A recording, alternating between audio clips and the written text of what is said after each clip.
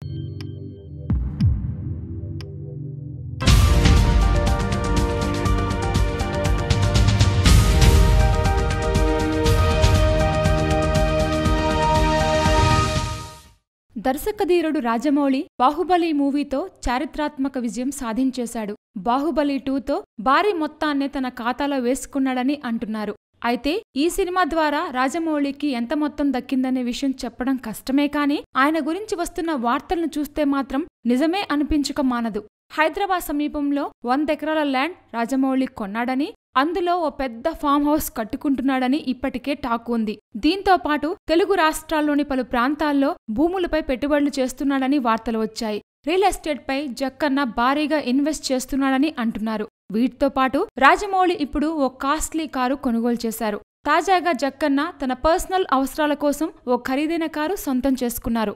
Latest models లో అత్యంత ఖరీదైన వాటిలో ఒకటిగా చెప్పే BMW 7 సిరీస్ మోడల్ను కొనుగోలు చేశారు జక్కన్న.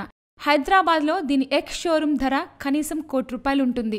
ఇప్పటికే జక్కన్న దగ్గర కాస్ట్లీ కార్స్ ఉన్నా అన్నింటిలోకి ఇది మరీ ఖరీదెక్కువ అంటున్నారు సన్నిహితులు. మరోవైపు రాజమౌళి నెక్స్ట్ మూవీ ఏంటనే విషయంపై మాత్రం ఇంకా సస్పెన్స్ కొనసాగుతోంది.